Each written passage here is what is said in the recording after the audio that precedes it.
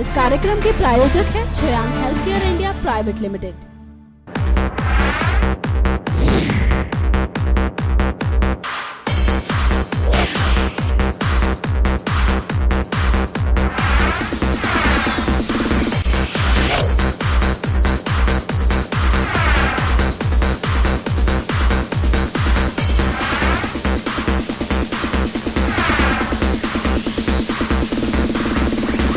शुक्रवार आता है और दर्शकों के लिए मनोरंजन की बहार लाता है, और ये बहार अगर लगातार आ जाए तो क्या कहने। जी हाँ, बॉलीवुड फिलहाल लगातार जिस तरह की फिल्में दे रहा है वो दर्शकों के लिए काफी मनोरंजन है।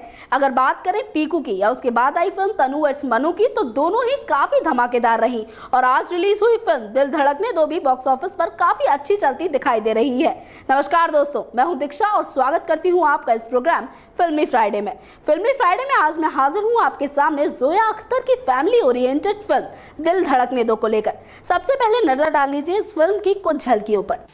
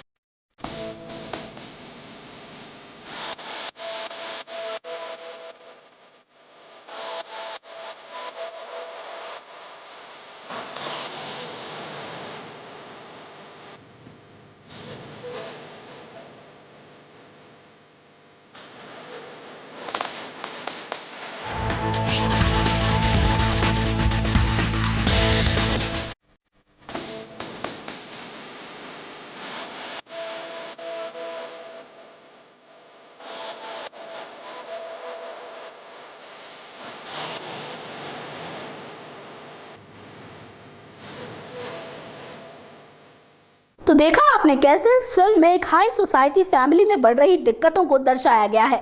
बाकी आगे की जानकारी के लिए मेरे साथ मेरी संवाददाता चीनू जुड़ी हुई हैं। चीनू, स्वागत है आपका। चीनू, क्या कहेंगी आप इस फिल्म में कहानी को लेकर? दीक्षा, बिल्कुल सही कहा आपने। इस साल बॉक्स ऑफिस पर कई फिल्मों ने दस्तक दी, लेकिन उनमें से कुछ ही ऐसी हैं जो बॉक्स ऑफिस पर अपना जादू बिखेरने में कामयाब हो पाई। उन्हीं में से एक है सुजीत सरकार की पीकू और दूसरी है आनंद एल रॉय की तनु वर्सेस मनु रिटर्न्स। वहीं अगर अब हम बात करें हालिया रिलीज दिल धड़कने दो की, तो इस फिल्म का निर्देशन किया है जोया अख्तर ने। जोया अख्तर इससे पहले बॉलीवुड को जिंदगी ना मिलेगी दोबारा और लक बाय चांस जैसी फिल्में दे चुकी है। जिंदगी ना मिलेगी दोबारा में जोया ने दोस्ती की परतें खोलने की कोशिश की। वहीं अब हालिया रिलीज में उन्होंने एक ऐसे परिवार की कहानी दिखाई है जो समाज की नजरों में तो अच्छा है, लेकिन अंदर से उतना ही खाली और खोखला नजर आता है। रिश्तों की उन सच्चाई को बयां करने की कोशिश की है जो समाज में हमेशा अनदेखी रह जाती है। दरअसल ये कहानी है दिल्ली के एक बिजनेसमैन कमल मेहरा के परिवार की। इस परिवार का हर एक सदस्य अपनी अलग अलग जिंदगी जीता नजर आता है। जहां तक अगर बात की जाए बेटे कबीर मेहरा की, तो वो एक पायलट बनना चाहता है, लेकिन पिता की मजबूरियों के चलते और जबरदस्ती के चलते उसे बिजनेस में दखल देना पड़ता है। वहीं अगर हम बात करें आयशा की, तो उसकी जबरन शादी बिजनेसमैन से कर दी जाती है, जबकि वो प्यार करती है अपने बॉयफ्रेंड सनी से। वहीं दूसरी ओर अगर हम बात करें अभिनेत्री नीलम की, तो वो कहीं ना कहीं अपने पति से डिप्रेस नजर आती है और पति वो खुशियां नहीं दे पाता जो वो चाहती है। कुल मिलाकर ये एक पूरा फैमिली ड्रामा है जिसे अच्छे से पिरोया गया है। वहीं इस कहानी का मुख्य सूत्रधार है प्लूटो, जो कि एक कुत्ता है और जिसको आवाज दी है बॉलीवुड के मिस्टर परफेक्शनिस्ट आमिर खान ने, जो देखने में काफी लाजवाब नजर आता है। दरअसल वो कुत्ता सनी ने आयशा को गिफ्ट में दिया था और वो इस कहानी का पूरा मुख्य सूत्रधार है। मैं आपको बताना चाहूंगी कि जोया अख्तर ने इस पूरी कहानी को अच्छी तरह से पिरोया है और एक परिवार के ताने बाने को अच्छी तरह से बुनने की कोशिश की है। ये आपको फिल्म देखने के बाद ही पता चलेगा, और फिल्म देखने के लिए आपको कहीं ना कहीं नजदीकी थिएटर जरूर जाना होगा। बिल्कुल चीनू जी, बहुत सही कहा आपने। जोया अख्तर का निर्देशन खुद में काफी खास होता है। उनकी बीती फिल्मों की बात करें अगर लक बाय चांस और जिंदगी ना मिलेगी दोबारा, तो उनके निर्देशन ने दर्शकों के दिमाग पर एक ऐसी छाप छोड़ी है कि वो उनकी हर फिल्म से कुछ बहुत ज्यादा एक्सपेक्ट करते हैं और कुछ इसी तरह की एक्सपेक्टेशन इस फिल्म के साथ भी दर्शकों की जुड़ी हुई है। बहरहाल चीनू जी, अब मैं आपसे बात करना चाहूंगी इस फिल्म में काम करने वाले एक्टर और एक्ट्रेस को लेकर, क्योंकि तमाम बड़े नाम जुड़े हुए हैं। अनिल कपूर, प्रियंका चोपड़ा, रणबीर सिंह और खुद जोया अख्तर के भाई फरहान अख्तर, जिनकी एक्टिंग वाकई में खुद में काबिलियत तारीफ है। तो क्या कहेंगी आप इन सभी एक्टर्स के बारे में, किस तरह का काम किया है इस फिल्म में उन्होंने? चीनू जी। जी दीक्षा जी, बिल्कुल सही कहा आपने। इस फिल्म में लंबी चौड़ी स्टार कास्ट है। अब चाहे वो बात अनिल कपूर की हो, फरहान अख्तर की हो, रणबीर सिंह की हो या फिर बात हो प्रियंका चोपड़ा की। इस फिल्म में अनुष्का शर्मा ने भी मामूली किरदार अदा किया है, हालांकि वो अपने किरदार में उतनी परफेक्ट नहीं नजर आई। बात की जाए अगर बाकी कलाकारों की, तो अनिल कपूर अपनी भूमिका में एकदम परफेक्ट नजर आए और उन्होंने बेहतरीन अभिनय करने की कोशिश की। वहीं फरहान अख्तर की जहां तक बात की जाए तो उन्होंने भी अपने किरदार में जान फूंकने में कोई कमी नहीं छोड़ी। आपको बताना चाहूंगी कि रणबीर सिंह और प्रियंका चोपड़ा इस फिल्म में भाई बहन की भूमिका अदा कर रहे हैं और उनकी केमिस्ट्री स्क्रीन पर लाजवाब नजर आई। मैं आपको बताना चाहूंगी कि अनिल कपूर बॉलीवुड के एक दिग्गज अभिनेता है और उन्होंने बॉलीवुड को स्लम डॉग मिलियनेयर जैसे फिल्में दी हैं। उन्होंने 90 के दशक में भी कई ऐसे फिल्में दी जो सिनेमा जगत की बड़ी हिट साबित हुई। अब अगर हम बात करें फरहान अख्तर की, तो उनका अभिनय भाग मिल्खा भाग में इतना सराहनीय रहा कि वो फिल्म बॉलीवुड की एक बड़ी हिट साबित हुई थी। रणबीर सिंह की जहां तक बात की जाए तो उनकी हालिया फिल्म गुंडे में उनका अभिनय एकदम लाजवाब था। इस फिल्म में भी उन्होंने अपना उतना ही बेहतरीन अभिनय दर्शकों को देने की कोशिश की है। कुल मिलाकर अगर बात की जाए तो पूरी स्टार कास्ट ने अपने किरदार के साथ एकदम न्याय करने की कोशिश की है। बिल्कुल चीनू जी, एक एक्टर वो होता है जो फिल्म को पन्नों से पर्दों तक उतारता है और अगर वो एक अच्छी भूमिका ना निभाए तो शायद फिल्म की कहानी जो दर्शकों तक पहुंचाई जानी चाहिए वो ना पहुंच पाए। और दर्शक सिर्फ किरदार नहीं देखते, उस किरदार में एक्टर्स अपने आप को किस तरह से साबित कर रहे हैं ये भी देखते हैं। और इस फिल्म में तो तमाम बड़े नाम थे, अनिल कपूर, फरहान अख्तर, रणबीर सिंह, प्रियंका चोपड़ा। तो दर्शकों को कहीं ना कहीं उम्मीदें भी ज्यादा थी, क्योंकि इनकी अमूमन फिल्मों में देखा जाता है कि म्यूजिक भी बेस्ट होता है, काम भी बेस्ट होता है। अब मैं आपसे म्यूजिक के बारे में जरूर जानना चाहूंगी चीनू जी, क्योंकि म्यूजिक एक फिल्म में जान फूंक देता है और अगर वो म्यूजिक ही लाजवाब ना हो तो फिल्म की कहानी कितनी भी अच्छी हो, एक बार को दर्शकों को छू नहीं पाती। क्या कहेंगे आप म्यूजिक के बारे में? इस फिल्म में क्या ऐसा म्यूजिक दिया गया है जो एक बार में थिएटर से बाहर निकलते ही दर्शकों की जुबान पर चढ़ जाए? दीक्षा जी, बिल्कुल सही कहा आपने। फिल्म का म्यूजिक ही ऐसा होता है जो दर्शकों को बांध के रखता है। जब फिल्म का म्यूजिक ही कमजोर हो तो फिल्म देखने में मजा नहीं रह जाता और म्यूजिक दमदार होता है तो दर्शक फिल्म से कहीं ना कहीं बंधे रहते हैं। अब अगर हम बात करें दिल धड़कने दो के म्यूजिक की, तो इस फिल्म का कोई भी गाना उतना खास नहीं है जो कि होना चाहिए था। हालांकि कुछ गाने फिल्म के माहौल के अनुसार फिट बैठते नजर आ रहे हैं। मैं आपको बताना चाहूंगी कि इस फिल्म में जावेद अख्तर और शंकर एहसान लॉय ने संगीत दिया है और कहीं ना कहीं वो जैसा संगीत देते हैं उनके विपरीत इस फिल्म में वो ऐसा संगीत नहीं दे पाए। मैं आपको बताना चाहूंगी कि इससे पहले जोया अख्तर की फिल्म जिंदगी ना मिलेगी दोबारा में एक से एक हिट गाने थे और कहीं ना कहीं ह्यूमर और संगीत के बीच एक तालमेल दिखता हुआ नजर आ रहा था, लेकिन इस फिल्म में हमें वैसा कुछ देखने को नहीं मिलेगा। इस फिल्म के कुछ एक गाने ही ऐसे हैं जो दर्शकों को बाहर निकलने के बाद याद रहे।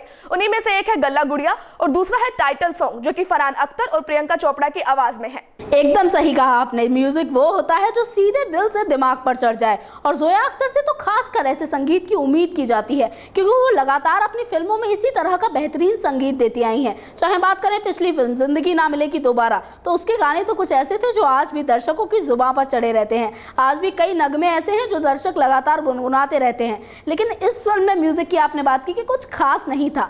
तो चीनू जी, अब मैं बात करना चाहूंगी निर्देशन पर। जोया अख्तर से हमेशा दर्शक निर्देशन के मामले में 100% की उम्मीद करते हैं। क्या लग रहा है आपको, इस बार भी उन्होंने 100% दिया है दर्शकों को? दीक्षा जी, निर्देशन की जहां तक बात की जाए तो इस फिल्म में जोया का निर्देशन मिला जुला रहा है।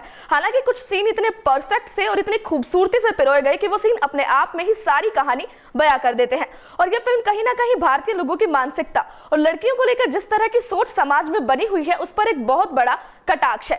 इस फिल्म की एक और खूबी मैं आपको बताना चाहूंगी कि इतने सारे किरदारों के साथ न्याय करना, इस रिस्पॉन्सिबिलिटी को जोया अख्तर ने बखूबी निभाया है। एक चीज खास बात जो इस फिल्म में है, लोकेशंस का इस्तेमाल। इस फिल्म में लोकेशन का बखूबी इस्तेमाल किया गया है। अब चाहे बात गोवा की हो, दिल्ली की हो, इटली की हो या फिर किसी अन्य शहर की हो, हर तरह से जोया ने इस फिल्म में लोकेशंस और किरदारों के साथ तालमेल बिठाने की कोशिश की है। और इस फिल्म के डायलॉग्स और बाकी चीजों की जहां तक बात की जाए तो डायलॉग जो अनिल कपूर ने कई बोले हैं वो कहीं ना कहीं दर्शकों को बांध कर रखने का काम करते हैं। जी बिल्कुल, आसान नहीं होता इतनी लंबी स्टार कास्ट को लेकर फिल्म में काम करना और साथ साथ हर एक किरदार के साथ न्याय करना। बिल्कुल, जोया अख्तर ने बहुत खूब काम किया है इसमें। लेकिन चीनू जी, एक सवाल मैं आपसे आप यहाँ लेना चाहूंगी कि क्या कहेंगे आप कि क्या दर्शक इस फिल्म को देखने जा सकते हैं? उनके लायक की फिल्म है? क्या मनोरंजन की पूरी डोज इस फिल्म में मिलेगी? साथ साथ ये भी बता दीजिएगा कि आप अपनी तरफ से इस फिल्म को कितने स्टार देंगी? दीक्षा जी, ये फिल्म कुल मिलाकर एक फैमिली ड्रामा मूवी है, लेकिन इस फिल्म में जोया ने जिस तरह से हाई क्लास फैमिलीज की कहानी बयां करने की कोशिश की है वो वाकई काबिले तारीफ है। किस तरह लोग सोसाइटी में स्टेटस बनाने के लिए पूरी जिंदगी संघर्ष करते नजर आते हैं, ये इस फिल्म में बखूबी दिखाने की कोशिश की गई। एक चीज मैं आपको और बताना चाहूंगी कि जिस तरह घरों में लोग ऊपर से हंसते हैं लेकिन अंदर ही अंदर घुटते रहते हैं, उच्च परिवारों में अक्सर हमें ये देखने को मिलता है। एक चीज आपको और बताना चाहूंगी कि यूं तो देखने वालों के लिए इस फिल्म में लंबी चौड़ी स्टार कास्ट का नाम ही काफी है, और जो लोग अनिल कपूर के फैन हैं या फिर प्रियंका चोपड़ा के फैन हैं या फिर फरहान अख्तर के फैन हैं, वो सिर्फ इनके नाम पर ही इस फिल्म को देख सकते हैं। इस फिल्म में काफी कुछ और चीजें भी ऐसी हैं जो शायद दर्शकों को पसंद आए। एक बेहतरीन कहानी और समाज की विसंगतियां जो अक्सर हमें फिल्मों में नहीं दिखाई जाती, हमें सिर्फ कॉमेडी या फिर कुछ और चीजें देखने को मिलती है। दर्शकों को, जो लोग सिर्फ सस्पेंस और थ्रिलर पसंद करते हैं, उन दर्शकों को शायद ये फिल्म उतनी पसंद ना आए। कुल मिलाकर मैं इस फिल्म को 3.5 रेटिंग देना चाहूंगी और दर्शकों से अपील करूंगी कि वो एक बार अपने नजदीकी सिनेमाघर जाकर इस फिल्म को जरूर देखें। तो इस फिल्म के बारे में इतनी सारी जानकारी हमारे दर्शकों को देने के लिए चीनू जी आपका बहुत बहुत शुक्रिया। तो आपने देखा कि किस तरह से ये फिल्म आपको थिएटर तक ले जाने के लिए मजबूर कर सकती है अगर आप सिर्फ कहानी को देखना चाहते हैं या सिर्फ अपने फेवरेट स्टार्स की एक्टिंग देखना चाहते हैं, क्योंकि वाकई में इस फिल्म में एक्टिंग की बात की जाए तो वो लाजवाब है। भले ही फरहान अख्तर को एक छोटा सा रोल मिला है, लेकिन फिर भी उन्होंने अपनी एक एक्टिंग से इस रोल को काफी अच्छी तरह से निभाया है। साथ साथ अगर अनिल कपूर की बात करें तो चीनू जी ने बताया ही कि उन्होंने किस तरह का बेहतरीन अभिनय किया है इस फिल्म में। बाकी सभी स्टार कास्ट ने भी आपको लुभाने की पूरी कोशिश की है, तो कम से कम आप एक बार तो इस फिल्म को देखने जा सकते हैं, क्योंकि ये एक ऐसी कहानी है जो भारतीय समाज को दर्शाती है और भारतीय समाज कम से कम अपने घर से जुड़ी कहानियों को देखने थिएटर तक तो जा ही सकता है।